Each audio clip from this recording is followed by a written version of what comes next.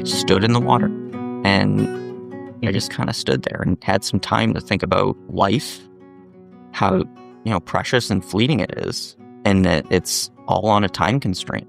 We don't have unlimited time. And my first real experience catching trout on a fly rod was roll casting worms. It's okay, let's go see if we can catch them on a fly. And then that desire to want to catch them on a fly versus spinning gear and really started to kind of sink in. It's not really about the fishing, it's about the entertaining. I gave them a woods experience.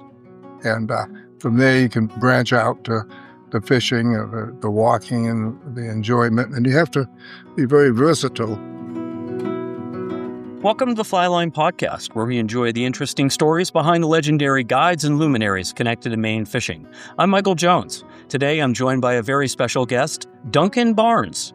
Duncan Barnes welcomes us into his home along the Mid-Coast, where he shares a lifetime shaped by writing, fishing, and the love of the outdoors. His story begins in New Rochelle, New York, where he taught himself to fly cast and found an early mentor who helped guide him into the world of fishing. In this episode, Duncan shares how those early experiences carried him into his life at Dartmouth College, where hunting and fishing became a deeper part of his life.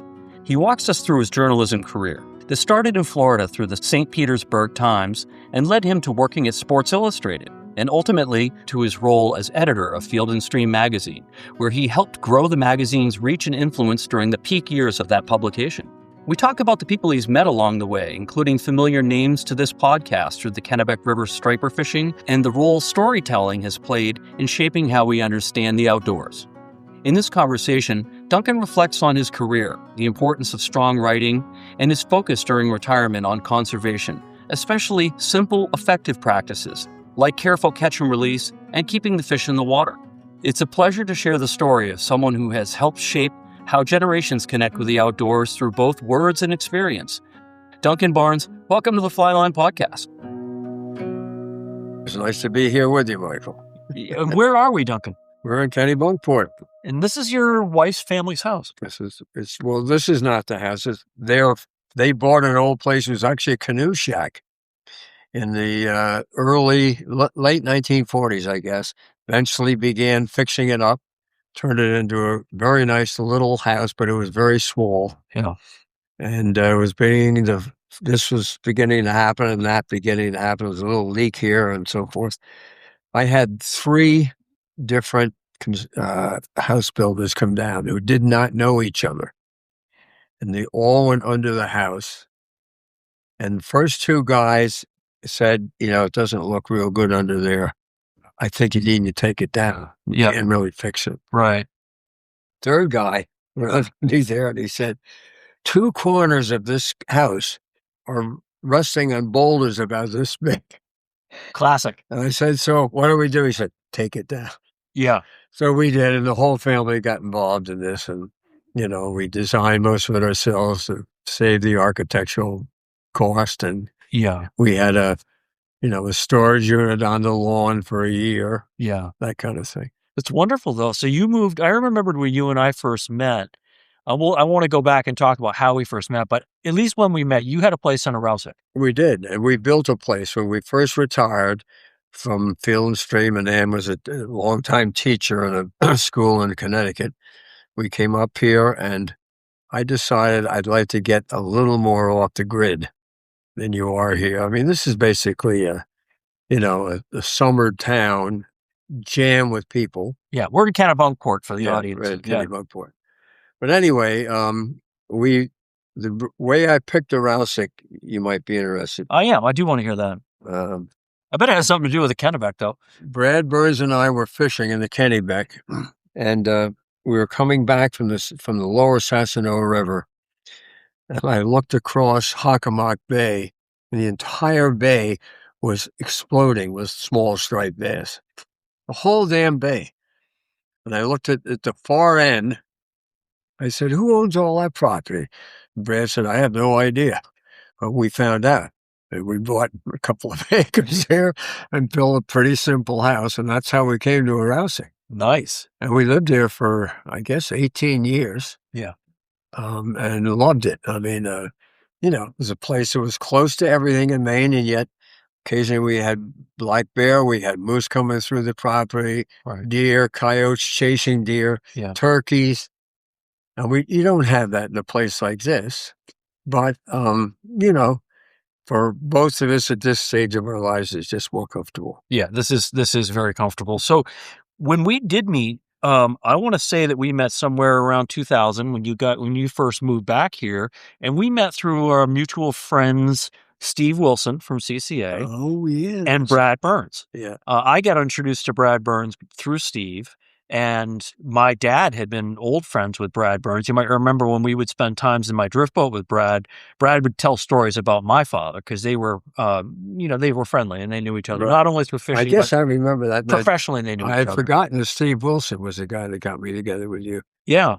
So Well- Steve was one of the early guys to sign on with, hey, we've got a great success going on with earning all. You guys were doing great fundraising for CCA. But he would have us freshwater guys come down and promote, hey, here's what you can do when the stripers aren't here. Go fishing with Mike and Bob out of the drift boats. Yeah, that's before my time. I didn't really know that. But you went drift boat fishing with me with Brad. Oh, yeah, I did. But I mean, I never heard that side of the story before. Right. Well, that's how I got involved with the banquet at CCA. You guys used to put on a big banquet. Yeah. And anyhow, that was just how that's how we got connected. That's the 6 degrees of separation, how we got connected. But I'm interested to talk about, Duncan, is your life story behind really before Field and Stream. Okay. You grew up in New York. I grew up in a place called New Rochelle, New York, which is a suburb of New York. The fishing we had there was in Long Island Sound. And this town of New Rochelle had a public beach, one of these deals where part of it was public, and if you paid more money, you could leave your canoe in a rack there. And so that's where I started fishing with a hand line off the dock down there. As a kid? As a kid, for what we call blackfish, which everybody calls tautog now. Same thing. They call them what? We just call them blackfish. But they are... They're tautog. I don't know what that is. It's a bottom fish that's now moving into Maine, actually, like a lot of, more southern species of all kinds of foreign fauna are moving up north. Yes. So that's where I started my fishing. And then my dad, who was a pediatrician, an old-fashioned one who was not home a lot, he was always at somebody's house at 11 o'clock at night, And my mom, who was a pediatric nurse, they didn't fish at all, but they knew that I was interested, and so they, tried to help me out without being able to take me out. They knew nothing about it. Yeah. And then it turns out that our family dentist had 2 boys who were both grown. He was an avid angler, and somehow, I don't remember who made the first move, but he said, you want to go fishing? I'll take you fishing. He said, I take a day off, an afternoon off every week. He said, when you get out of school, we'll go. I said, go where? And he said, oh, I have some lakes and some rivers up, about 20 minutes, 30 minutes from here. So really, he's the guy that got me going. Yeah. And his deal was trolling with fly rods for bass and for trout. Totally. And I had no idea about casting. He gave me a rod. It was an old Montague rod. Oh, yeah. Yeah. So, and he said, you have to practice with this. He didn't try to teach me. He just showed me, you do this. That's all I knew. Yeah. There were no books really that I could turn to. There was nobody I knew that knew how to do this. So I just taught myself. Sure. I just kept going over the years till I reached the point where 20 years ago, I decided, I'm a very poor caster to look at, but I catch fish. Yeah. And I know how to do it. Oh, you can cast them. Okay. So, yeah, but, not compared to a lot of other people. But Brad used to keep me about this all the time. He said, watching you cast sometimes, it just hurts me. But he said, you catch just as many fish as I do. Yeah. It was pretty funny. Anyway, that's how I got started. And the other thing I would say, I guess, is that I was an aquarium kid, a serious aquarium kid. and made buddies with the local, tropical fish store. Was in there all the time. Yeah. I loved to look at fish. I loved to watch them move and everything. I used to hang out in brooks at home with friends. We'd build little dams and, collect minnows and everything. So I guess I've just been a fishy type person, all my life. Were you a reader when you were young, Duncan? Yes. Yeah. I mean, did you read, were you a Boy Scout or a Cub Scout? I was a Cub Scout briefly, but there was nobody in that group that did anything like fishing or any kind of nature stuff, which is kind of too bad. It is. Yeah. That never really affected me in my fishing. But you were aware of the outdoors and the environment. I was aware of it and loved it. Yeah. And it's just, it's just a funny way to get started in the suburb, but it's the way it was. Now we advanced with this dentist. He put me onto some places to use my new little fly rod for brook trout. Yeah. And so that's how it built up slowly but surely. Right. So a Montague, just for the unknowing listener, it was a company that really specialized in bringing in rods from Asia that were kind of post-war. I want to think 1940. What was the company? Montague. Oh, Montague, yeah. And they were not expensive. Montague was my first fly rod. Yeah, they were a, not an expensive rod, not a super custom rod. They were mass produced in Asia, and everyone brought them home after the war. Right.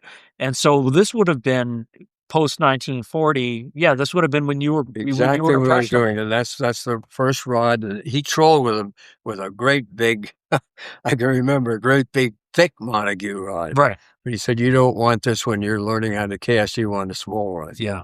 But so the Montagues, my dad had one. He would allow me to use it because he didn't mind if I broke it. Yeah. It was one of those things. But it was not an easy to fish rod. But it was a functional cane rod. But you eventually moved on from living with your mom and dad, and you went off to Dartmouth College. I went to Dartmouth College where I really got into all this stuff. I lucked out in my sophomore year and met two guys who were about to become seniors who were avid bird hunters and avid trout fishermen. They each had an English setter illegally in their fraternity. Two fraternities, and they were pushed off on the college authorities as, oh, this is the house pet, but it wasn't a house pet. It was a bird dog that belonged to one guy. So I got together with those guys and got some pretty good, grouse and woodcock shooting up there, and got some good trout fishing, and that was a great way to spend some free time in college. At the same time, it was interesting to know that Corey Ford, remember the name Corey Ford? He was a very, very highly respected columnist for Field and Stream.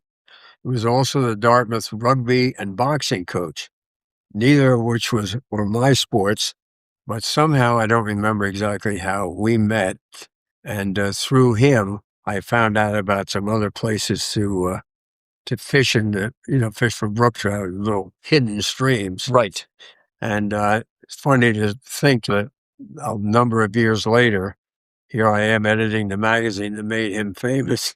Right. Yeah. Well, you were impressionable at that point. What was the surrounding land around Dartmouth like when you were going to school there? Was there good hunting and fishing? Oh, yeah. It's totally different than it was now. I mean, the White River then was a terrific trout stream, pretty much untouched except right where it went through Lebanon. But the rest of it was potential for some really big rainbows. Yeah. And we fished that stream. And then we fished a lot of streams that I couldn't even tell you the names of. One I know is Jacob's Brook.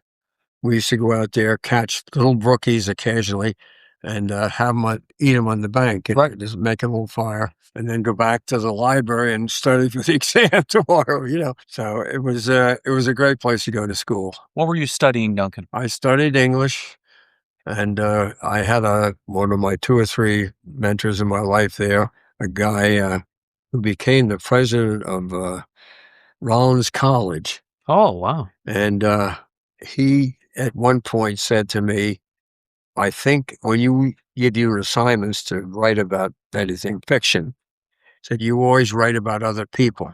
And he said, you ought to keep a journal about the things you've done and the people you've met. And that sort of clicked in my head. And to make a long story short, that's really how I did my whole career, right up through Field and Stream, through a television show, and until my retirement. The idea being that you want to talk to people who are in the field, who are doing it, like yourself, who are guides, who are expert game cooks, but not to somebody who's a celebrity. Now, I'm not knocking that. I mean, the American Sportsman was fabulously successful. Right. Using, Bing Crosby and so forth and so on. But my thought was, let's not do those people who aren't really experts in the outdoors. Let's work with the people who are experts. That's right. I like that. So that's what we did, and that's how we ended up doing a television show. Two odd things there. One was that the big boss at that time, it was CBS owned us, said, we're going to have to get some actors and some people like that on this show. And do you know any of those people? I said, no, I don't know any of them. I said, we really don't want to do that. I want to talk to people who are outdoors experts because that's what'll interest the audience. That's right. And then he said, okay, we're going to turn you over to George Lucas. George Lucas was the producer of the American Sportsman. Really? Won 3 Emmys. Yeah. This is way back when. Right. And I went with him on a couple of trips as a sort of a gun expert, to help their athletes and their movie stars come in who didn't know anything about it. And they put them in a duck blind, and they would show up in the first morning with a yellow hat on. I have to say, guys, you just can't do that. You won't get a duck within 1,000 miles of you, Anyway, just to, Was a show successful with that format, or did it eventually? It was successful. What happened was that the magazine was sold along with several others, and the new owners, which is the LA Times Mirror, decided they really didn't want to be in the television business. At least they didn't want to do a show like this. Right. Right. So, that's the way it goes. But I want to talk a little bit about your career between Dartmouth. When you left Dartmouth, what was your first occupation? Well, that's what got me going, and that's sort of a funny story. I think a lot of people in those days anyway, I got out of college, I wasn't a finance major. There's no way I was going to sell stocks. There's no way I was going to sell insurance. I just had not only no interest, but no knowledge about any of that. But I loved the outdoors. Yeah. So, and I loved the idea of going somewhere where I could find new outdoors to do stuff in. And I had this idea, boy, it'd be great to go to a place like Florida. Believe it or not, I found an ad which said, looking for a cub reporter willing to do anything and everything, Stewart, Florida. Yeah. I immediately called him up on the phone and got the guy who owned the paper, who lived somewhere out in the Midwest, and who said, what is your educational background? I said, well, I went to Dartmouth. You're hired. He said, so did I. Oh, small world. I mean, it's a very small world. So I went down there sight unseen, just they had my resume and a photograph of me, and that was it. And I lucked out, got into this paper, worked for the editor whose name was Ernest Lyons, who was a terrific fisherman, kind of a guy who went into the backwoods swamps with all the cottonmouths and everything and caught enormous bass. And he taught me just all kinds of stuff. And the first day I got there, he said, I think you'll enjoy this. You're going to work 7 days a week. And I did. I worked 7. We didn't have any time off at all. It was me and one other guy who was a cub reporter. Well, we got to do everything. The paper was a weekly paper, offset. I learned how to set type. That was one of the first things I did. And I think my parents thought I was nuts. I was making, I think they gave me 4 cents a mile for gas mileage. Yeah. But it was a wonderful learning experience. And I got a chance to do all kinds of stuff. As an example, my first byline story in that paper was going with a game warden at 5 o'clock in the morning to grunt up a gator, as they call it, that had eaten some woman's little Pomeranians. That was my shortly after that, I guess the next assignment or the one after that was my first time I ever saw a dead body with a guy who had smoked in bed in a hotel room in town, really caught in fire and burned him to death. And I remember being called, with a police radio and having to go down there and look at this. And I thought, wow. So you were reporting not just on sporting stuff, but you were reporting. Everything. Yeah. So you were a reporter at that point. Yeah, I was a reporter. Yeah, you were a newspaper reporter. And then what happened after about 7 or 8 months of that, Stewart, Florida calls itself the sailfish capital of the world. And they have a big tournament every January. And they had, of course, a press boat. And I got on the press boat. And the first person I met there was a man named Red Marston. And I said, well, that name is familiar. How do I know you? And he said, are you a baseball fan? And I said, no, but my college roommate was. He said, well, I used to be the voice of the Boston Braves. And I said, really? And how'd you get down here? And he said, I had a little problem with a bottle. And he said, it's a long story, but he said, I ended up down here. And he said, I'm now the outdoor editor of the St. Petersburg Times, and it's a fabulous deal. So on the press boat that day, he had a Finor spinning reel, very expensive reel, which he was loaned to try to catch sailfish on. All the local captains said, you got to be kidding us. We don't use those you can't use a spinning reel to do this. He caught 4 sails on this trip on this spinning reel using probably a 20-pound test line. And I photographed him. And at the last day there, he said, now you catch one, which I did on that spinning rig. And 2 weeks later, he called me up and he said, I want you to come over here and interview the editor. I went over there and interviewed the editor, and they hired me as not as his assistant, but as a person who would write an outdoor column on the 2 days that he had off every week. Nice. And I was a GA reporter too. I did all kinds of stuff. Yeah. So that's the experiences in Florida were just wonderful. I mean, going back to Stewart, when I had time off, which was pretty rare, I would go out to Jensen Beach, which is right off Stewart, and fish for tarpon and snook, casting in the mangroves. And it caught some, not big tarpon. These are all what I call teenage tarpon. But they're the best ones. 20 to 40. Yeah, they're the best 40 pounds. Yeah. And snook too. And occasionally I'd run into a rattlesnake swimming across the St. Lucie River, and I'd be back pedaling like that. At this point, are you spin fishing or fly fishing? No, I was spin fishing. You were spin fishing, yeah. But at that time down there, I met a fellow.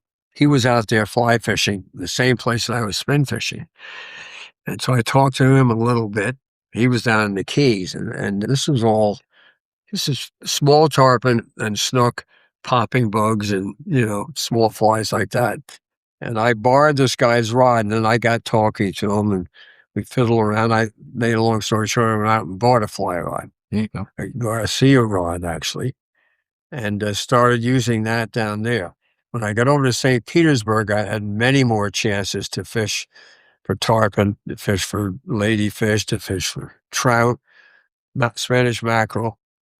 I had a deal at the St. Petersburg Times where it was so hot down there and there was no air conditioning except in the newspaper office.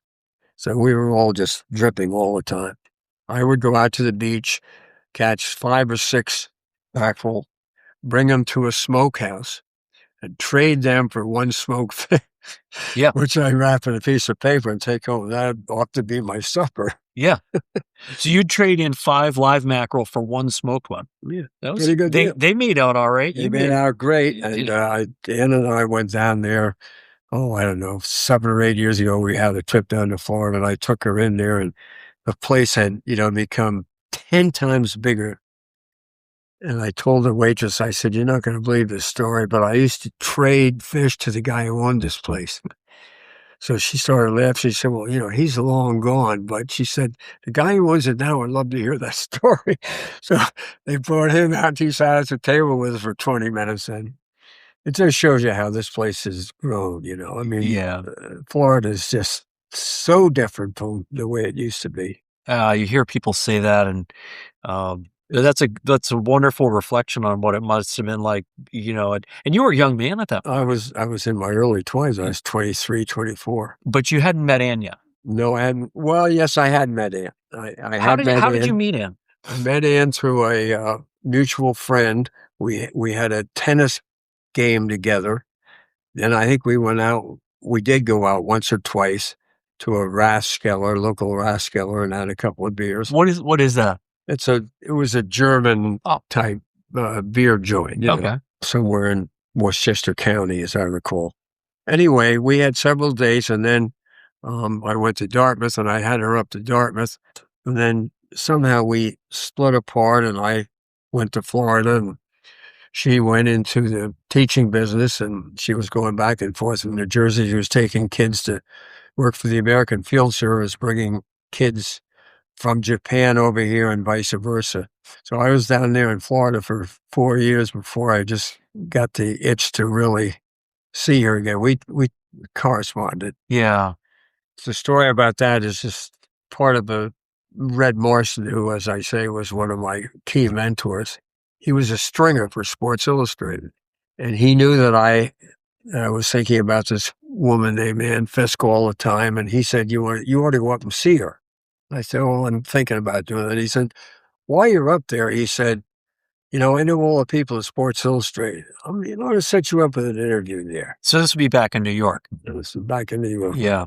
So I flew up and stayed with my parents, who lived in Urshel still, and saw Ann, decided, well, I got to do something about coming up to get with this girl. And at the same time, had my interview at SI, and they said, okay, we'll give you a job as a staff writer covering the outdoors. So it literally happened like that. That's wonderful. Just amazing. Yeah. So I've been a very lucky guy. Some of it I made myself, but a lot of it I just fell into. Right. And this would have been like in the 60s. This was in 1960, exactly. Yeah. 61 through 68, I think, is when I did a little research on you. Sports Illustrated. What was Sports Illustrated like in terms of outdoor coverage at that point? Was there an aspect of Sports Illustrated that was team sports stuff? Yeah, and I don't want to make it sound wrong, but a lot of it was me, because they were a team sport magazine, but they also were a sporting life magazine. Tell me about that. Well, they did the Westminster Dog Show as an example. An editor who did like to fish would go to the Florida Keys and catch a bonefish. When I got there, one of the first things I did was edit a piece by Tom McGuane, who had just floated the San Juan River in Nicaragua, which is a total wilderness river. And he caught some hellacious tarpon there. And his buddy there was an artist from California, and he and Tom fished together all the time. So I worked on that piece sitting in New York with them. And as a thank you, the guy in California sent me some striped bass flies he had tied. So I called McGuane and I said, what's with this guy in striped bass? So he said, look in the IGFA record book. He had like 4 fish in there in the 60s, 60-pound. Right, I got it. All caught at the mouth of the Hood River in Oregon. Yeah. Which at one time, as you may know, that's where all the record big fish came from. Right. On fly. And anyway. Now, is a striped bass in the Pacific the same? Is it the same fish as we have up here, Duncan? Yeah, I know of no one who can tell me that it isn't. Yeah. And as far as I know, it has to be the same fish. It grows to the same size. It's caught in the surf. It's caught in rivers. It spawns up rivers. Yeah. It goes to freshwater to spawn. Yeah. I should know, but I don't. Oh, I'm not holding you to that. Those fish were ever planted, brought from, like the shad was from the East Coast. Right. But at any rate, that was one of the things I did. And then I became a guy who mostly suggested my own stories, but every now and then a stringer was, and SI had so much money and they were so well organized. They had stringers everywhere. What is a stringer? A stringer is just a person who, in our case, would send a a file, from 200 words to, 4,000, saying, I know this guy, Michael Jones, and here's what he does, and he'd be a great piece. And then instead of having that person write the piece, it's embarrassing, they'd send one of us from New York up Right. to interview Michael Jones. Well, you were a better writer. Well, I don't know about that, but Well, you were on staff. You were on salary. yeah. Yeah, so they were headhunters is what they were. Yeah, and they did it really work well. And I knew many of these singers personally, met them in my travels. None of them were mad about this. They said, hey, it's extra money for us. It's great, Yeah. So it worked very well for me, and I got a lot of good stuff that way. Yeah, so you had less than a decade with Sports Illustrated. Yeah. And what happened there was I did all kinds of wonderful things. Just to mention a few, and there's some of them were just totally out of this world. The first big story they sent me on was a 3-week hunt in the Mackenzie Mountains in the Northwest Territories. Opened for the first time the year I got there, which was 63 or 4. So that was unbelievable. What were you hunting for? Well, we were hunting Dall sheep, moose, caribou, grizzly. What else was there? And mountain goat. Those are the 5 main species. Right. I loved it. Got a great story out of it. It taught me a lot about, how to live with horses and how to avoid grizzlies that were, going to give you a hard time. And I really enjoyed it. But the truth is that I enjoyed coming to a place like Maine and having a 3-day deer hunt as much as I did that, believe it or not. Yeah, and this would have been probably one of your first forays with a rifle. It was the first time I used a big bore rifle. Right. I spent the entire summer using borrowed Winchesters 338, 264, and a 7mm, going to ranges and shooting them because I'd never done this before. No. But it made a wonderful story. The outfitter, who was a terrific guy flying his own, Piper Cub on floats, crashed into the mountain above our camp and killed himself 3 days after I left the place. Oh, my God. And that, combined with the backpack story I once did with a family called the Macks, Dick Mack, who invented the Hike-a-Poose, a backpack, aluminum backpack, in which you could sit a baby. Yes. As well as all your crap. A hike-a-boose. So I did that story with his 2 young sons who are terrific little kids, like blonde kids, as handsome as you can imagine. 2 weeks after we got back from that story, one of those kids dove in a little mountain stream and hit his head and never recovered. Oh, wow. So and there are sad parts to everybody's career in life, and those are 2 of my sad ones. Anyway, the SI deal was great. I was able to pretty much tell them, I think we ought to do this. I think we ought to cover this.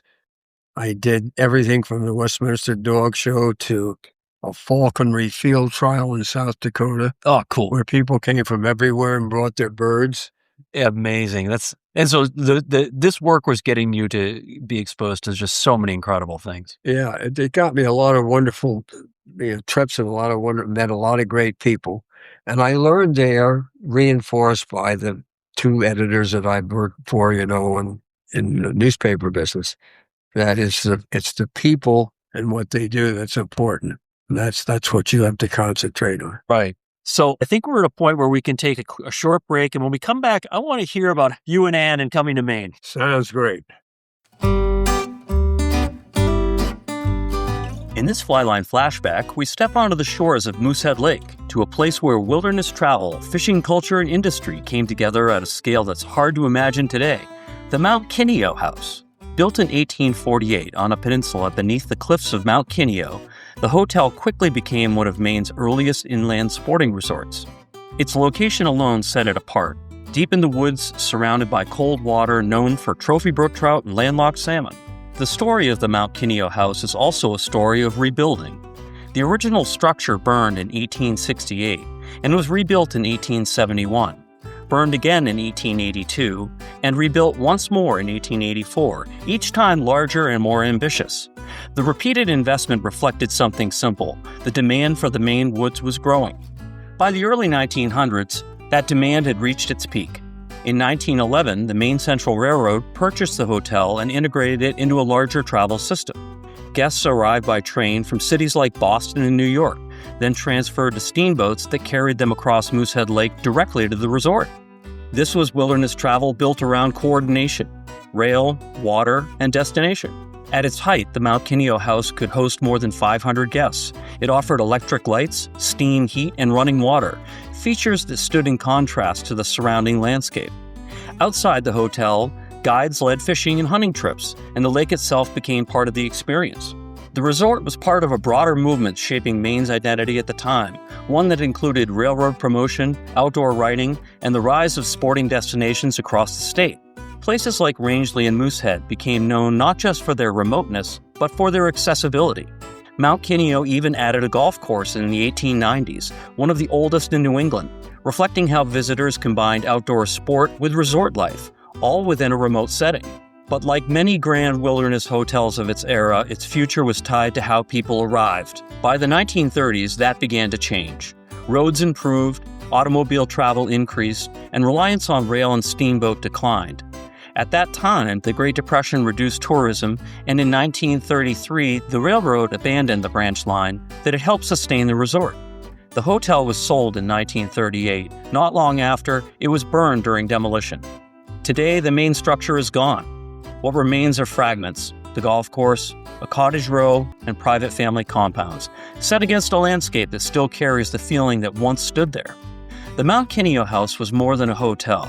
It was part of a moment when access, industry, and wilderness aligned, and when reaching Maine's fishing waters was as much a journey as the experience itself. And now, back to the second half of this episode. The first time I ever came to Maine was to court and in 60, I guess. And I fell in love with it. And, she's been in love with it all her life. The family, her family had a little cottage in Cape Porpoise, right on the harbor. It was shared by many people in the family. So it reached the point where Ann, being a financial person, said, okay, we just can't do this. It's just impossible to coordinate everybody and, get you to pay your bills and everything. So we're going to put it up for sale. We did, which is sad, but, Well, that's a story in itself. I just want to jump in for a second. A lot of these family camps, Grandpa wanted to have it for all the grandkids. Right. Although one of the grandkids doesn't want to go fishing or hunting, Right. but they're responsible for $200 worth of the propane bill and the taxes. Yeah. And all of a sudden, this goes on a couple of years, and they're forced into selling it because of one or two members don't. It's a classic Maine story. Yeah, and it wasn't just that. It was that everybody wanted to come at the same time. Of course. And then I donated an aluminum boat and a 9.5 horse Johnson to them up there, and said, this is where you store the boat, this way, and this is what you have to do here, and what you have to do with the motor and everything. And they just, it was a disaster. I get up there and find the boat just, almost to the gunnels full of you name it. Yeah. The motor was lying on the side, and the oil and the gas and all. And the drain plug was in the boat, and all that stuff. I can picture it. Yeah. So what pulled you away from Sports Illustrated if everything was going so well? Well, the honest answer to that is that I had a long talk with the editor at that time. It was Andre Laguerre. He's a Frenchman, and he just was. This was sort of an annual review, and I said, Andre, there's an old story about Life magazine, which was part of the company's properties. For every 14 stories written by a staffer, one makes an issue. I said, I don't think that the average here is much better, at least not for me. And he laughed and he said, well, he said, we love your stuff, obviously, or we wouldn't be printing it. But he said, we are becoming a hardcore sports magazine, and we have less and less and less room. And he said, the first stuff that's going to be pushed out is something that you did, which is esoteric to people who are baseball fans, horse racing fans, football fans. Yeah. Sorry. Yeah. And Because that's what we know Sports Illustrated does now. Right, absolutely, and that's what it was. It was more so. It was just almost as much that when I was there, except I was. They allowed there. it. They allowed it. They wanted it. And that really changed. And so we had a mutual agreement, and I talked to a friend of mine who was marketing guy at Winchester, knowing that they had a book publishing operation. They were starting a travel operation. They're not just a gun company. Winchester's not just a gun company. What this was, I would call it a marketing arm of Winchester Arms. By doing what we did with the press and what we did with the travel business, we were, an extension of Winchester Arms and Ammunition. Yeah. Well, they made it sound good. I got there. It was good. I got to travel literally all over the world and setting up travel, sporting travel, hunting, fishing, camera safaris, stuff like that.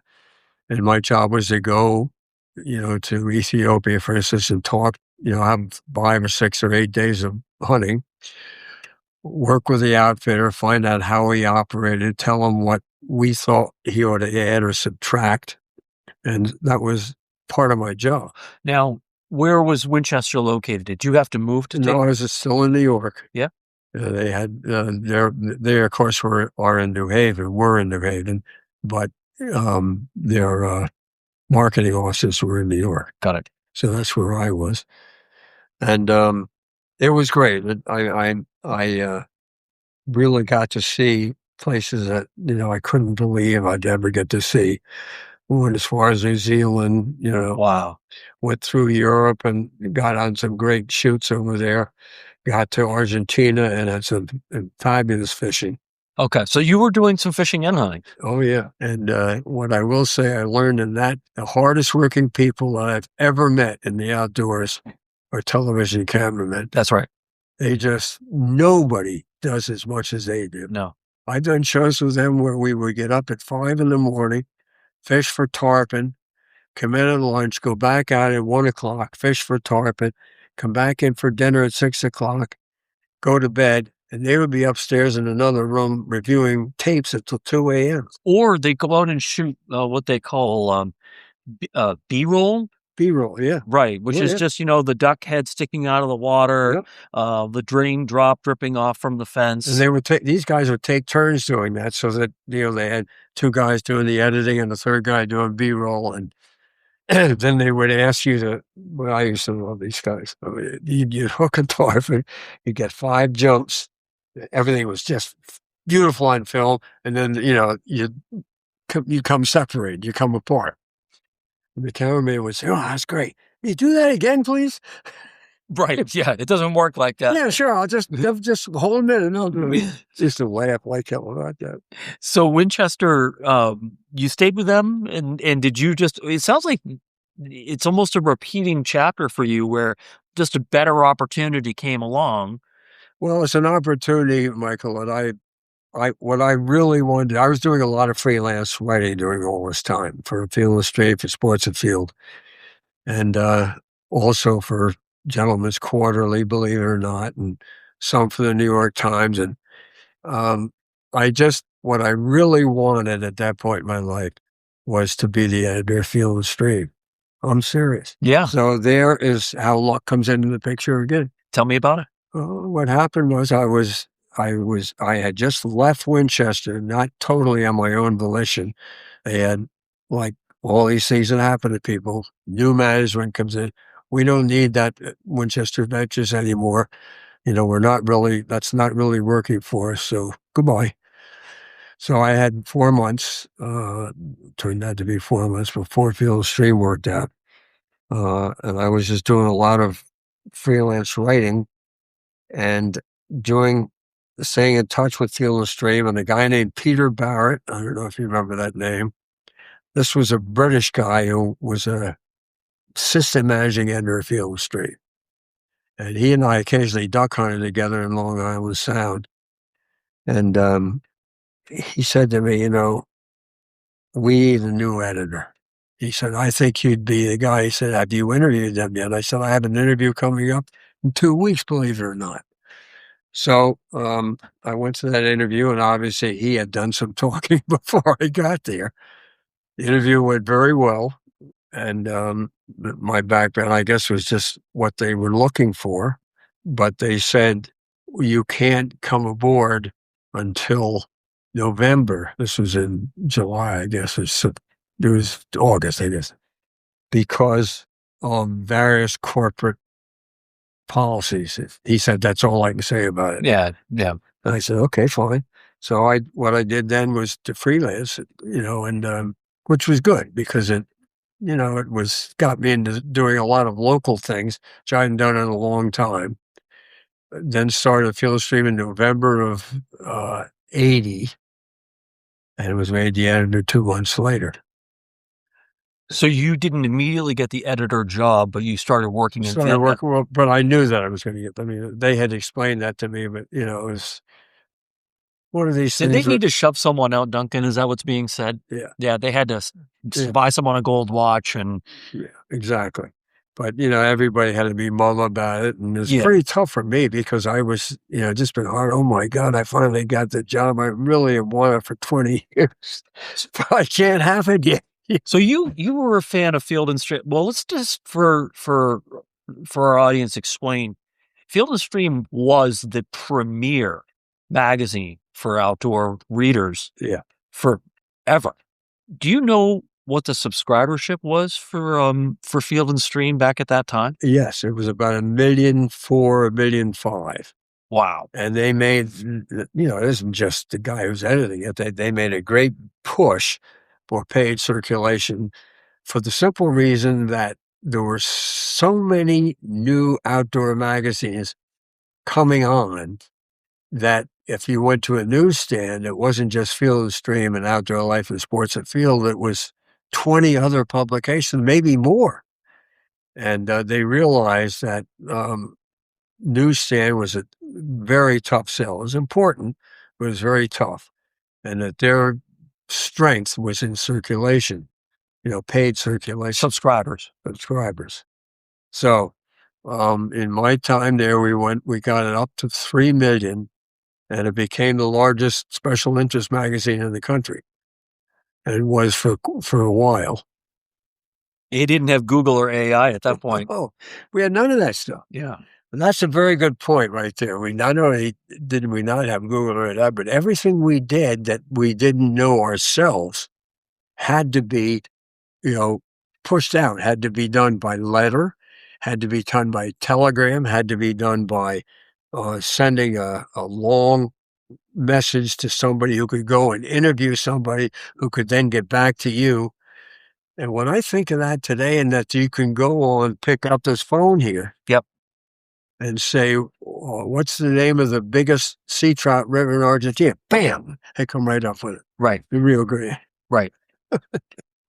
So anyway. It was hard to write a story at that point and be authentic. Yeah, to do that. Then we had a lot of great writers. We had people who I think were not only good at their knowledge of a given part of hunting and fishing, but they were literary people too. We had 2 guys, one writing a conservation column and one writing a shooting column. They're both Pulitzer Prize winners. Yeah. And who wrote for us on a steady basis. So, one of the questions was often asked was, what's the real difference between your magazine and your 2 main competitors? It's an awfully hard question to answer. But in my personal opinion, the difference was in the quality of writing we had, and 2, in the fact that we wanted to be first on everything that we could be first on. First people to write about sea trout fishing, the first people to write about this kind of quail hunting in South Texas, where, the thorns are rolled this big and everything. The first person to write about the new rods that Gary Loomis was going to make. And Gary Loomis made a whole series of rods, you may remember them, travel rods. Yes. Which was our idea. Bob Stearns, who was our saltwater editor, and I did a lot of travel together. And we were always having rods broken or somebody lose the rod case or something. So we told him this, and I said, "Can you do this?" He said, "Of course." I said, "Will the rods be any good?" He said, "They'll be great." But he said, "They won't sell." So I said, "Well, will you do it anyway?" Yeah. Gary was quite a character. So he did. With a whole series of rods, you name the type of rod, he did it. Yeah. The 4 or 5 piece rod. And we used to, a bunch of us used to go everywhere with a rod case this long. Right. It was fabulous. I have a 9-piece rod that fits it's almost the size of it's the length of a grip. Right. With a little bit extra. And I had a client from down south make it for me. He was a hobbyist rod builder. Yeah. But I'll tell you what, when push comes to shove, Oh, they're terrific. I can put it in a small backpack and forget about it. And then if the opportunity strikes, you have it. Those little travel. Now, of course, so you remember, it wasn't, I mean, I'm 56, you're 90. Am I saying that right? Yeah. Back when I was young and you were middle-aged, you couldn't find a 4-piece rod. Oh, no way. Everything was a 2-piece rod. Not only was everything a 2-piece rod, but anybody that you ever spoke to about having a 3 or 4-piece, oh, those are no good. You can't cast with those. Right. They don't work. No. And Gary, who made terrific rods, one of the rods he made for you get a kick out of it, was a 5-foot 4-inch bait casting rod that broke down into 2 pieces or about like this. Yeah. And I've caught tarpon over 100 pounds of those. Yeah. In the mangroves. Yeah. Because you could throw a 5/8-inch plug with a single hook, debarbed. Yeah. Just another thing that we pushed really hard in the magazine. I learned that from a bunch of guys called the jetty conchs in Palm Beach that I once covered. They used to cast for big snook on the fall migration. And they all use whatever plug or lure they use had a single hook debarbed. For conservation purposes. Yeah. Yeah. That's good. You know how hard that is to still push? It's just amazing. Right. I'm an old fart, I know, but I have preached this to so many people. Oh, well, you're going to lose a lot of fish in the wind. So what? So what? So what? I said, you're not going to put in, a hook in the fish's eye or one down in his gill plate. You're just going to, either you're going to lose the fish because you didn't do something right, or you're going to land it and you're just going like that. Well, since we're on the topic, was it Brad that created the conservation bend, which ultimately turned into the circle hook? Brad Burns? Remember the conservation bend? We would take the end of a striper hook and bend it up just a little bit. Yeah. Knock the barb down. No, and that didn't turn into the circle hook. The circle hooks were used commercially. They were. Okay. Way before that. But the conservation bend was something I think the striper guys that you were swinging with were doing. We use it, and Brad, I'm not a tire, but Brad is of course a master tire, and he tied many of those flies, and we use them. I would say that we didn't hook as many fish as we would with a J hook. Well, you had just as much fun. Oh, absolutely. Yeah. And we used to, kid each other about, what are we doing wrong? But, when you've caught a couple of fish in a given morning that were 42, 44 inches, how could you be doing anything wrong? You're not. Yeah. But anyway. So you not only, I can tell just by listening to you, Duncan, that, I know you love fishing and I know you love hunting, but I can hear it in your voice. You also loved writing. Yeah. And you loved working with people about basically capturing that. I didn't want to interrupt you earlier, but one of the things that I think Field and Stream got right is they were really big at bringing out adventure, nostalgia, humor, philosophy, and tradition and putting all those together. Yeah. Do you agree with that? Yes, I think that's great. I think you'd be our number one reader, but I think that was what our goal was. Yeah. And we had constant meetings all the time. It used to drive some of my people crazy. I'd say, we have all these stories about bass fishing and, how you do it. That's great. People need that. But I'd like to get into the head of a bass fisherman. What does he think about? How does he do it? How does he make his whole life revolve around this? And we did a lot of stuff like that. Yeah. But I think one of our secrets was we had probably 7 or 8 people at any given time who were full-time outdoor columnists for newspapers, not little newspapers, but big ones like the Houston Chronicle, like the New York Times, big papers that had really good writers. So they did some of the work. I mean, they had these people, working for them. Right. And we found them and talked some of them anyway into coming to work for us part-time. And it worked out very well. Also, some of these newspaper guys would tell me every now and then about some young guy they knew that was really coming along, and they'd say, you ought to look into him. So we'd call a guy out. Yeah. Can you imagine? I mean, somebody from a great big magazine calling somebody up and saying, we understand you do some really good stuff. Can you send me some samples? That's one side of it. Here's the other side. We would get, in a given month, hundreds of unsolicited manuscripts. You can imagine. Yeah. Everything from a kid who was 9 years old to somebody who was 69 years old, writing about, I know how to do this and this is what happened and all. And most of them, we read every one of them. You did? We scanned them.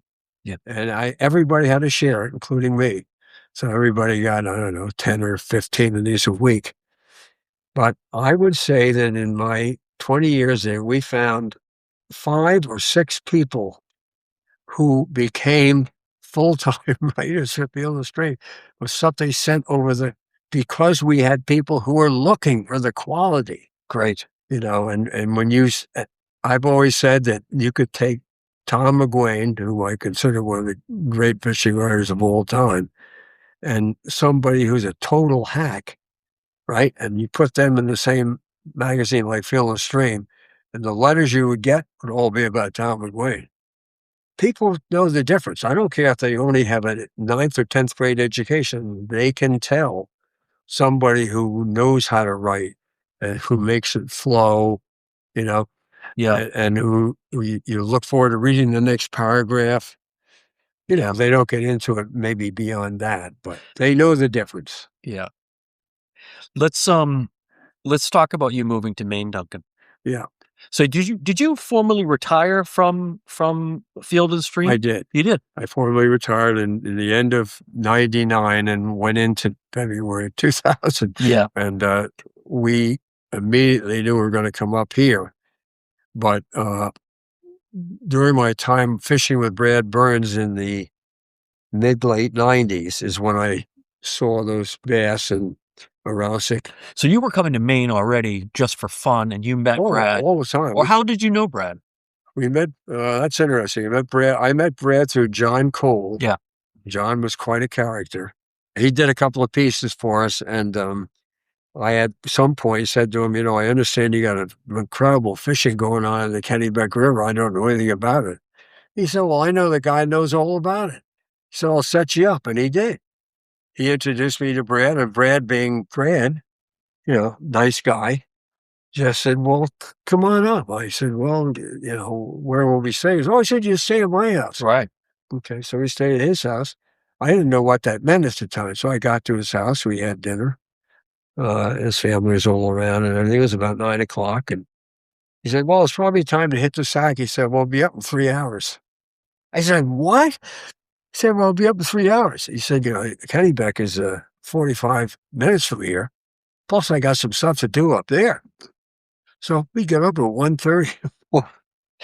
We'd have a cup of coffee. In those days, he would tow a boat up there, and we put it in the ramp below BIW and fish. But then he had property across the river. Did you know that? No. From BIW. He had a little piece of property. I think it was maybe not little, I think it was 12 or 14 acres, on which he had, let's see, the way that I can't get him in trouble, he had a dock there. Let's put it that. Okay, we'll leave it at that. And he kept a boat there. He had a 25-foot outboard boat there.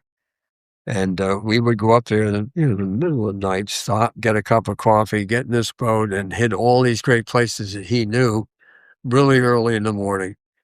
I remember one morning, one of my first mornings there, I had just hooked and released probably my first fish over 40 inches, and it was probably a fair more bigger than that. And I was just all excited, smiling like this, whereupon another boat came up. It was Pat Kelleher. Yeah. And Brad and Pat started exchanging, comments, and I remember Brad saying, well, Duncan just caught a fish that was, whatever the hell it was, 42 or 43 inches. And Kelleher said, yeah, we released 2 earlier. That's nothing. Oh, never forgot that. Yeah. Pat and I became, Very deflating, huh? Pat and I became good friends. And that's through that meeting and through his work for CCA and his other conservation work, I got a chance to go up bird hunting with him a couple of times with his English cockers. Yeah. Who are fabulous dogs. Oh, he's a very disciplined trainer. Oh yeah. But these dogs were so good. And I distinctly remember by then I was, I don't know, probably 70 at that point, maybe a little older. And I wasn't as fast as Pat Keller, who was a hell of a lot younger. And I wasn't anywhere near as fast as those Flushing cockers. I would go into a grouse cover, and Pat would somehow instinctively, like all of us who have had bird dogs, would know he's on a bird. And I hear this flutter and I hear this boom.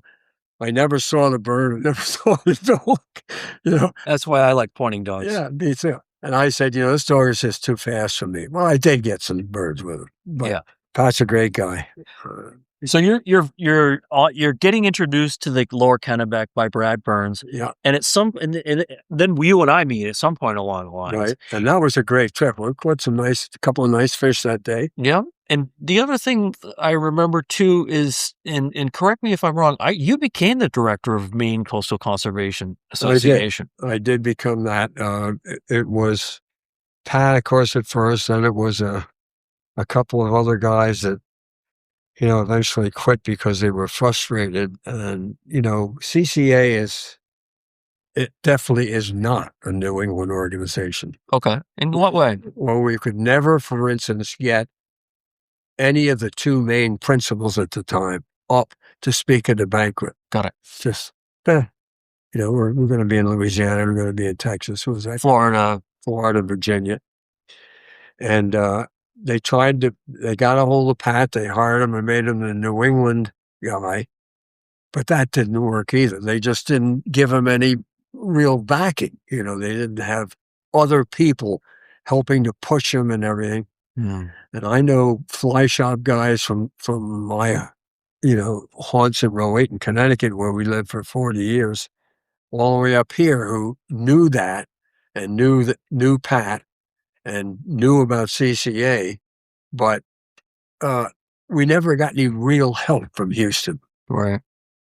And I hope I'm not getting in trouble saying that, but anyway. No, you're not getting it. Matter of fact, you're not the first person to say that.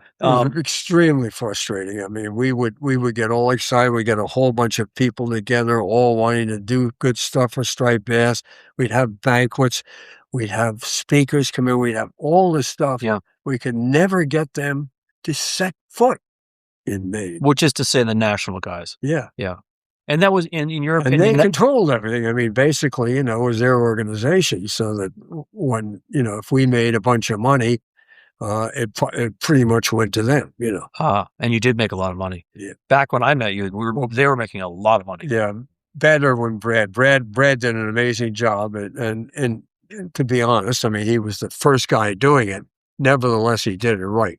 Yeah. And Brad, there's never been a better salesman in history than Brad Burns. No. So he just, if he couldn't get you to come, he'd go grab you by the nape of the neck, and pull you in there.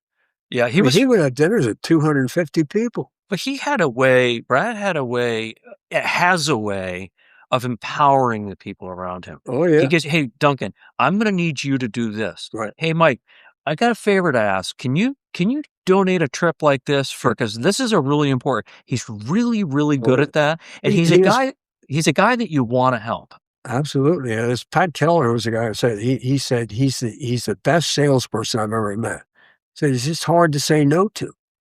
Yeah. And that's what it was. Yeah.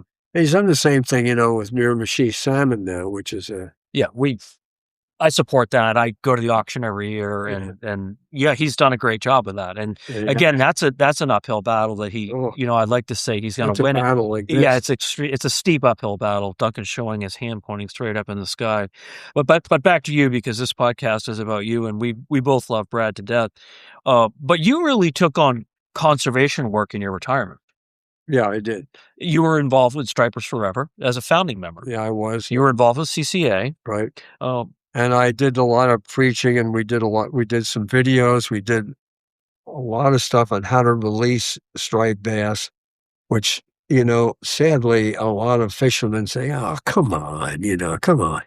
But that is so important. It is. And to be able to release them in the water.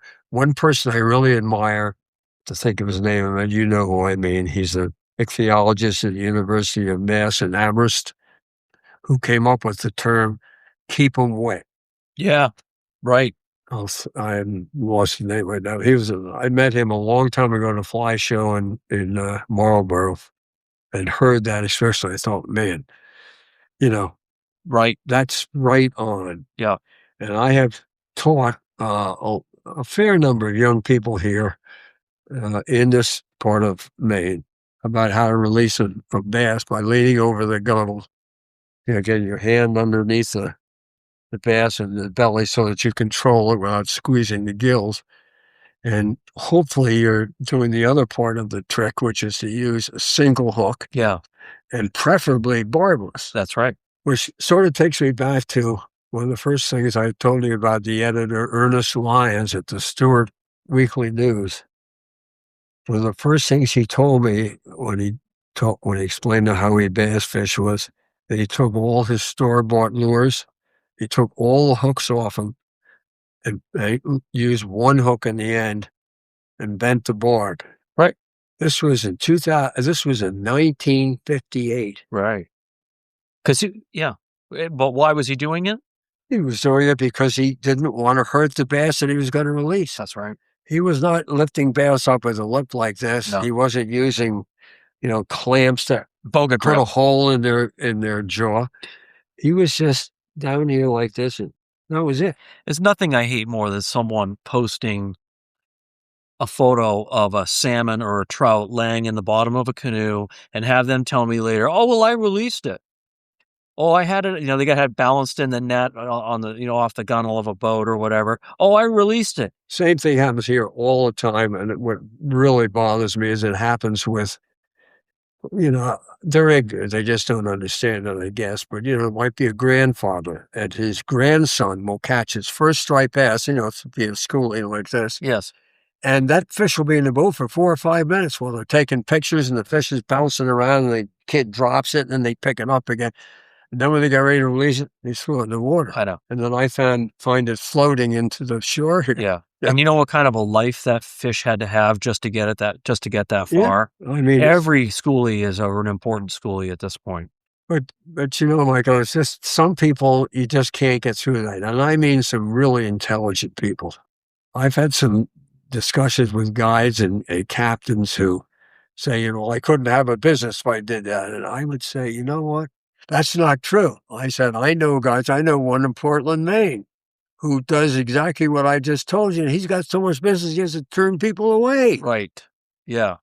By basically being very good to the fish and releasing them quickly. Or by getting your hand underneath it. That's the key thing. So you don't have to squeeze it or anything. If it starts to move, you've got the fish sort of cradled in your hand. Yeah. But the key is the single hook and the no bore. You're right. I love it.